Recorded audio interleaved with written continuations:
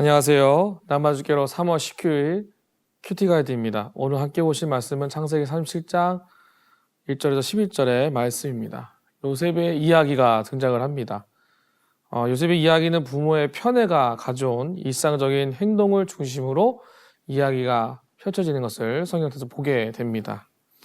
요셉은 야곱이 사랑했던 라헬에서 태어났고 그것도 노년에 태어났기 때문에 야곱은 그를 더욱 사랑했음을 우리가 성경에서 아주 쉽게 보게 됩니다.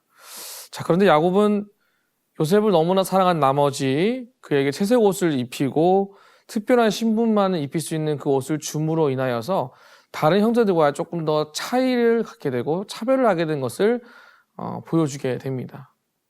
작은 모습이지만 그것이 분열이 일어나고 서로의 화합에 엇갈림을 보여주게 되는데요. 오늘 본문에 그 엇갈림이 결과론적으로 등장을 하게 되는 것을 보게 되는데 오늘 말씀을 통하여 본문이 우리에게 무엇을 말하고 있는지 함께 살펴보고 은혜를 나누기 원합니다.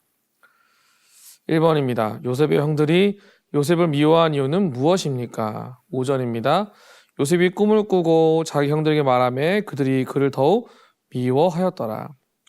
요셉이 자신이 꾼 꿈에 대해서 설명을 열심히 하였을 때 그 전반적인 꿈의 내용은 형제들이 요셉을 섬기는 것으로 비춰지게 된 것을 보게 됩니다. 이 일로 인해 요셉과 갈등이 더 깊게 갈라지는 것을 저희는 보게 되는 것이죠.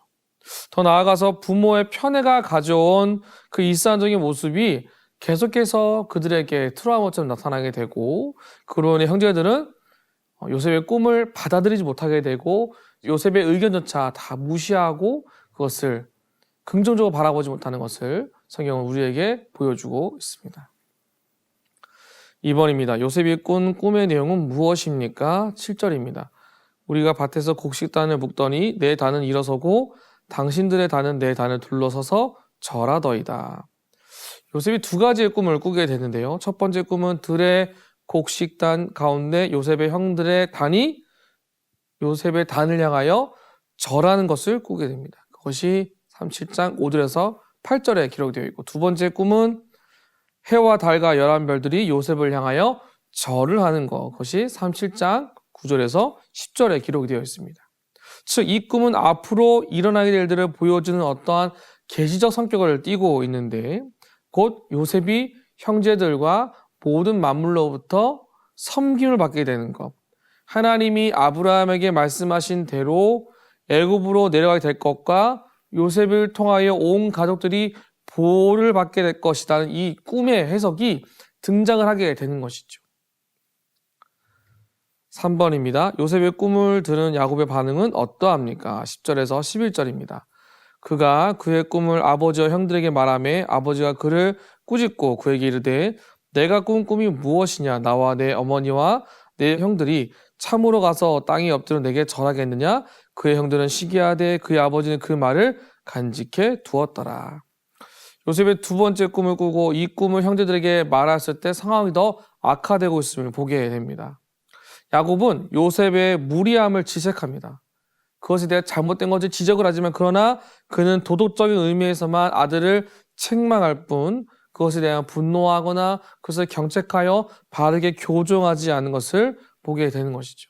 즉 오늘 본문에 등장하고 있는 야곱의 반응은 결국 아들을 꾸짖되 다른 아들들처럼 요셉을 미워하지 않고 내버려두는 모습, 오히려 무엇인가 그에게 이 꿈에 대한 해석을 자제할 것, 그가 지금 인지하고 있는 것을 스스로 판단할 수 있는 영향을 주어야 하는데 그러지 못하고 내버려두는 모습. 즉 요셉이 야곱 아버지에게 제대로 된 경책과 올바른 방향의 수정, 관계를 중요시하는 모습을 여기서 들었다면 계속해서 이와 같은 갈등이 나타나지 않았을 것인데 야곱은 그 어디에도 이와 같은 경책과 잘못됨을 이야기하고 수정하는 모습을 보이지 않게 됨을 성경은 우리가 보여주고 있습니다. 4번입니다. 요셉이 형들의 미움에도 그들의 잘못을 아버지에게 말하며 꿈 이야기를 한 이유는 무엇인지 묵상해 봅시다. 자신에게 주어진 꿈의 가치를 너무나 믿고 의지한 요셉이 어쩌면 자기 자신에 대한 기대감과 설렘이 꽉 찬 마음으로 이야기를 하지 않았을까요? 그런데 그 설레임과 기대감이 다른 형제들의 마음까지 헤아리지 못한 모습이었다면 어떠했을까요? 요셉이 가지고 있는 아주 작은 연약함이 여기서 등장을 하게 되는 것이죠. 더 나아가서 야곱의 확실한 부모로서의 경체, 부모로서의 수정된 모습을 요셉에게 잘 가르쳤다면 형제 간의 갈등을 더 키우지 않고 온전하게 나아갈 수 있지 않았을까요?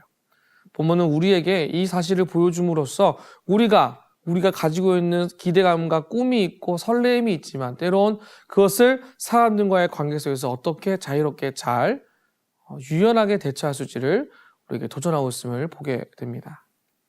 마지막 5번입니다. 옳은 일을 하다가 다른 이들에게 미움을 받은 경험이 있습니까? 그럼에도 의로운 삶을 살아내기 위해 결단할 것은 무엇인지 생각해 봅시다.